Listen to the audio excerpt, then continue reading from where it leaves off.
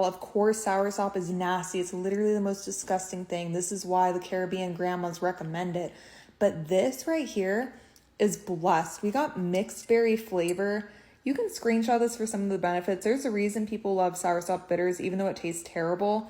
But this flavor is so delicious. I have not been able to stop drinking it. This has turmeric, soursop leaves, senna that will clean you out, moringa, honey, black seed, goatweed if you're struggling in bed, garlic, hibiscus, all of this in just 2 tablespoons a day. Honestly, unless you live in a Caribbean island, getting the benefits of this is so hard. But if you just absolutely hate the taste, this is delicious.